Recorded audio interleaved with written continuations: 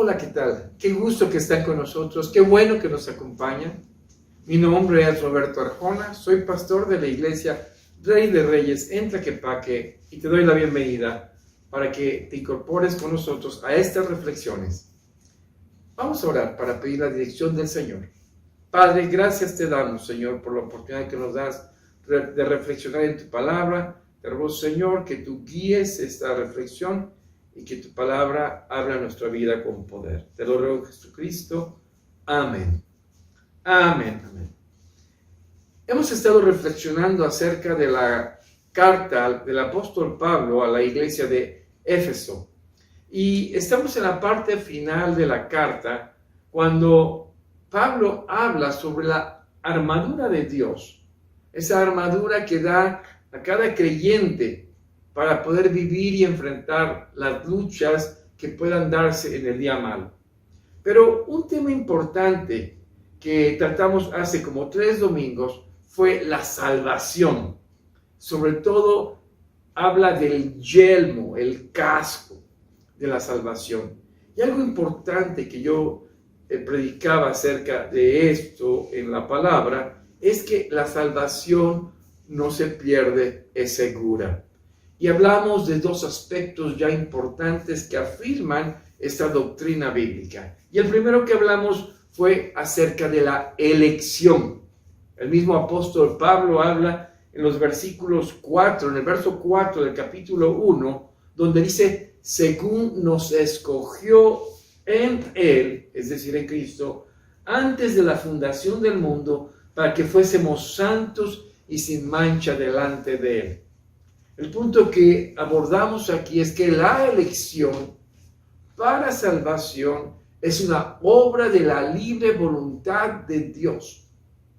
No es injusta, ¿por qué? Porque si buscamos justicia, lo que merecemos justamente es condenación. Dios en su gracia y misericordia decidió elegir a su pueblo.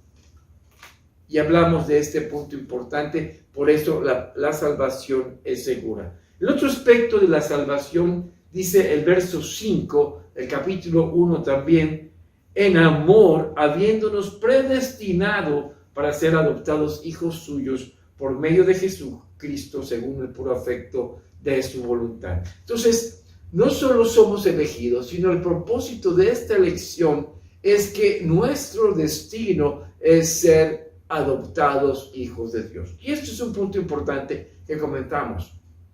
Ser hijo de Dios no es ser criatura. Todos somos criatura de Dios. Todos fuimos creados por Dios desde Adán y toda su descendencia. Sí, todos los que descendemos de Adán tenemos esa paternidad adánica. Pero en Cristo Jesús, mediante la fe en Él, nacemos espiritualmente.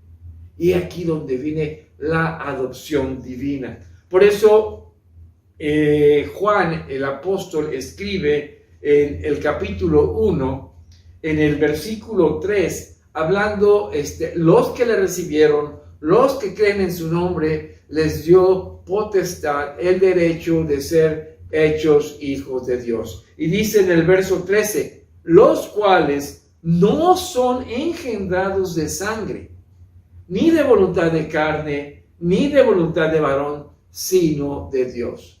Entonces, venir a la familia de Dios es un acto de la libre gracia de Dios mediante Jesucristo y es un nuevo nacimiento espiritual. Es congruente. Dios es espíritu y en Cristo Jesús somos engendrados mediante la fe a esta vida espiritual. Por eso Pablo dice en el verso 5, en amor, habiéndonos predestinado para ser adoptados hijos suyos por medio de Jesucristo, según el puro afecto de su voluntad. En otras palabras, porque le dio la gana a Dios. Esa es la libertad con la cual somos llamados a esta familia de Dios. Pero hay un tercer elemento muy importante para la seguridad de la salvación. Pablo sigue diciendo en el capítulo 1, versículos 6 y 7 de Efesios: para alabanza de la gloria de su gracia. Esta elección, esta predestinación a ser hijos suyos, es para alabanza de la gloria de su gracia, con la cual nos hizo aceptos en el amado. Sí, es en Cristo Jesús que somos aceptados por Dios, pero aquí hay un punto bien importante. Dice el verso 7, en quien tenemos redención por su sangre, el perdón de pecados según las riquezas de su gracia. Amados, la naturaleza humana desde la descendencia de Adán fuimos destituidos, quitados, alienados, morimos completamente a cualquier relación divina. Es en la gracia en Cristo Jesús en quien somos redimidos, en quien tenemos redención por su sangre, el perdón de los pecados. Es aquí donde yo quiero detenerme unos momentos y quiero abordar este tema porque la redención es muy importante para la vida del creyente. Déjenme explicar lo siguiente. Cuando el hombre y la mujer desobedecieron a Dios, comiendo del árbol de la ciencia del bien y del mal, la consecuencia de esto fue muerte. Sí, el hombre estaba destinado completamente a vivir apartado, alienado, pero su muerte no solo era espiritual, sino también era física. De ahí entró la muerte a la humanidad. Pero lo que encontramos es que Adán y Eva no mueren inmediatamente. ¿Qué es lo que pasa? ¿Qué es lo que ocurre? Lo que ocurre es lo siguiente, que Dios provee un plan de redención. Este plan donde un día un hijo de mujer los liberaría de esta condenación. Y algo que vino a implicar una figura de lo que ocurriría es que después de que Adán y Eva conocieron las otras consecuencias de su desobediencia a Dios, Dios dice el verso 21 de Génesis 3, versículo 21 dice: y Jehová Dios hizo al hombre y a su mujer túnicas de pieles y los vistió. ¿A dónde había llegado la incapacidad del hombre y la mujer? Que ni vestirse podían. Usaron simples hojas de parra para tratar de cubrir lo que para ellos ahora era una vergüenza.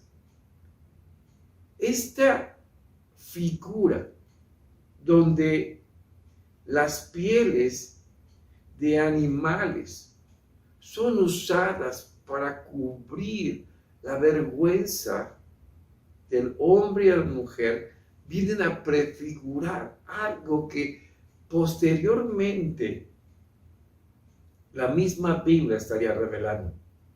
Y esto es: un animal inocente sería una figura importante para la redención. Y esto se vino a ver en un momento histórico para el pueblo escogido de Dios, para Israel. Cuando Israel estaba esclavo en Egipto, Dios envía a Moisés para liberarlo. Y Moisés lleva 9 plagas de parte de Dios a Egipto. En todas ellas se había negado el faraón a liberar al pueblo de Dios. Pero en la 10ª plaga, Dios dice a Moisés que tomaría la vida de los primogénitos de Egipto. Pero les dice: pero ustedes, para que este ángel que tomaría la vida de los primogénitos, ¿sí?, no tome la vida de los primogénitos de Israel, ustedes van a matar un macho cabrío, se van a comer su carne asándola, pero con su sangre pintarán los marcos de las puertas, para que cuando el ángel pase por esta casa, donde está el pueblo escogido de Dios, no tomen la vida de sus primogénitos. Y así fue. Esa noche, fíjense lo que dice el verso 12 y 13 de Éxodo 12. Pues yo pasaré aquella noche por la tierra de Egipto y heriré a todo primogénito en la tierra de Egipto, así de los hombres como de las bestias, y ejecutaré mis juicios en todos los dioses de Egipto, yo Jehová, y la sangre que os será por señal en las casas donde vosotros estéis, y veré la sangre y pasaré de vosotros, y no habrá en vosotros plaga de mortandad cuando hiera la tierra de Egipto. Es por esto, y muy importante, que esta sangre debería existir en cada puerta, porque esta sangre indicaría que en ese lugar había pueblo escogido de Dios. Y así la maldición llegó a Egipto, y Egipto lloró la pérdida de sus posibles dioses, porque el hijo de Faraón murió. Ese era un dios para ellos. Así que Dios mostró su poder aún sobre la vida del faraón. Mis amigos, esta fiesta de liberación es una fiesta practicada por el pueblo de Israel durante siglos, apuntando a que un cordero, un animal, ¿sí?, los cubriría. La práctica decía que este animal, este cordero, moría por la culpabilidad de su pueblo.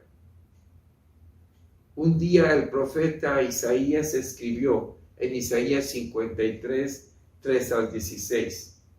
Dios reveló esto al profeta Isaías, diciendo: despreciado y desechado entre los hombres, varón de dolores, experimentado en quebranto, y como que escondimos de él el rostro. Fue menospreciado y no lo estimamos.